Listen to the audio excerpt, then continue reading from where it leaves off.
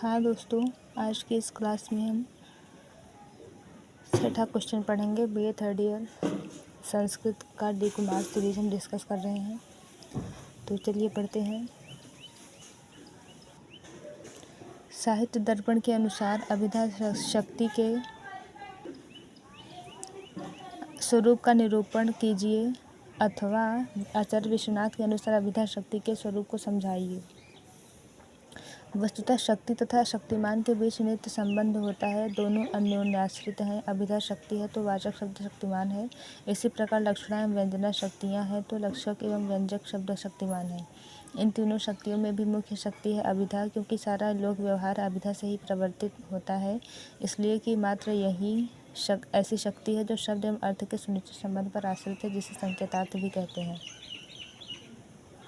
आचार्य विश्वनाथ रसात्मक काव्य वाक्य को ही काव्य मानते हैं।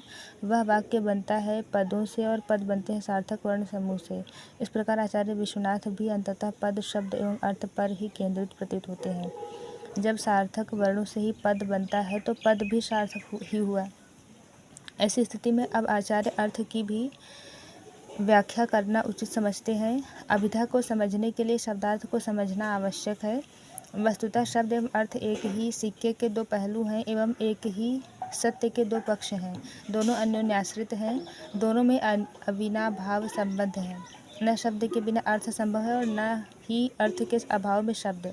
गोस्वामी तुलसीदास ने भी शब्द एवं अर्थ का औपम्य जल एवं वीची के साथ प्रस्तुत किया है। कवि कुलगुरु कालिदास तो वाक्य एवं अर्थ को परस्पर संपृक्त मानते ही हैं। वागर्थाविव संपृक्तो रघुवंशम। अर्थ है अभिप्राय तथा शब्द है उस अभिप्राय को ग्रहण कराने वाला संकेत विशेष। इस सरल व्याख्या के बाद भी शब्दार्थ से जुड़ी अनेक गहन समस्याएं हैं, जिन्हें व्याकरणादि शास्त्रों में प्रयत्नपूर्वक सुलझाया गया है। पहले बता चुके हैं कि आचार्य मम्मट ने 3 प्रकार के शब्द माने हैं, वाचक, लक्षक तथा व्यंजक। इन त्रिविध शब्दों के अर्थ भी क्रमशः 3 प्रकार के होते हैं, वाच्यार्थ, लक्ष्यार्थ तथा व्यंग्यार्थ। ये तीनों अर्थ भी शब्द की 3 पृथक शक्तियों से उत्पन्न होते हैं, जिन्हें क्रमशः अभिधा, लक्षणा तथा व्यंजना कहा गया है। साहित्य दर्पणकार का भी यह अभिमत है कि वह भी अर्थ का त्रैविध्य, वाच्य, लक्ष्य, व्यंग्य तथा शब्द शक्तियों का भी त्रैविध्य मानते हैं। उनकी दृष्टि में सांकेतिक अर्थ का बोध कराने वाला अग्रिम शब्द शक्ति है। अभिधा क्या है? अभिधीयते बोधतेर्यो यया सा विधा। यह योगार्थ ही अभिधा है का स्वरूप स्पष्ट कर देता है। अर्थ का बोधन कराने वाली शक्ति अभिधा है। किस अर्थ का? उत्तर है संकेतित अर्थ का। संकेतित अर्थ का तात्पर्य है सुनिश्चित अर्थ। इसी को अभिधेयार्थ, वाच्यार्थ अथवा मुख्यार्थ भी कहते हैं। अंग्रेजी में इसे सुनिश्चित अर्थ, इसी को अभिधेयार्थ, वाच्यार्थ अथवा मुख्यार्थ भी कहते हैं। अंग्रेजी में इसे कन्वेंशनल मीनिंग, प्रिंसिपल मीनिंग अथवा डिक्शनरी मीनिंग भी कहा जाता है।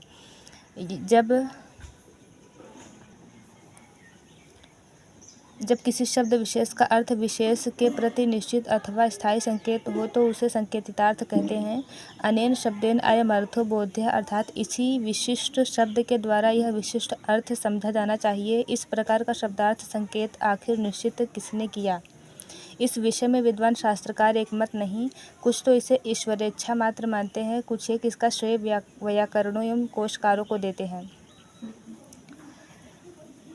बहरहाल अभिधा शक्ति संकेतित अर्थ का बोध कराती है। विश्वनाथ इसे अभिधा शक्ति कहते हैं। अग्रिमा का अर्थ है प्रथम ग्रहीता, महेश्वर, तर्कालंकार। शब्द एवं अर्थ के बीच विद्यमान इस संकेत संबंध का व्यावहारिक स्वरूप क्या है, इसे स्पष्ट करते हुए आचार्य विश्वनाथ बताते हैं कि जब कोई बड़ा, बूढ़ा, उत्तम, वृद्ध जो शब्द एवं उनके अर्थों के संकेत ग्रहण में निपुण है, अपने से छोटे, मध्यम वृद्ध वह भी संकेत ग्रह से अवगत है तो गाय लाने का निर्देश देता है, और बड़े की बात सुन छोटा एक पशु विशेष को ले आता है, जिसके गले में मांस या लंबा लोथड़ा गल कंबल या सासना लटका है, तो शब्दों एवं अर्थों को संकेत ग्रह से सर्वथा अनभिज्ञ बच्चा मध्यम वृद्ध की प्रवृत्ति को देखकर समझ लेता है कि गो शब्द का अर्थ सासना युक्त पशु विशेष और आनय क्रिया का अर्थ है ले आना। अब वह गो का संकेत शासनादिमान पशु में तथा आनय का संकेत आनय व्यापार में निश्चित कर लेता है। इसी प्रकार आगे भी गाय को बांधो तथा घोड़े को ले आओ इत्यादि में आवाप उदावाप अन्वय व्यतिरेक के द्वारा वह बच्चा गो शब्द का शासनादिमान अर्थ तथा आने शब्द का आहरण रूप अर्थ इस प्रकार का संकेत ग्रहण कर लेता है। वस्तुतः बच्चे का संकेत ग्रह वृद्ध व्यवहार से ही हो पाता है। बड़ों के व्यवहार को देखकर ही वह अन्वय व्यतिरेक द्वारा गोपद की गोत्व विशिष्ट पशु में शक्ति अश्व में नहीं तथा अश्वपद की अश्वत्व विशिष्ट पशु में शक्ति गो में नहीं समझ लेता है। तो देखिए दोस्तों, इसको आप आगे बढ़ लीजिएगा, वीडियो काफ़ी लंबा हो जाएगा, इसलिए हम इसको शॉर्ट में बना दे रहे हैं। और इसको बार बार पढ़िए, पढ़कर इसको रीड करके फिर इसको रिकॉल करके अपने से लिखने की कोशिश करिए। इसको कई बार करेंगे तो आपके अंदर जो रिकॉलिंग की पावर है वो बढ़ेगी और यही आपके एग्ज़ाम में काफ़ी ज़्यादा बूस्टअप रहेगी। तो आप इसको देखिए।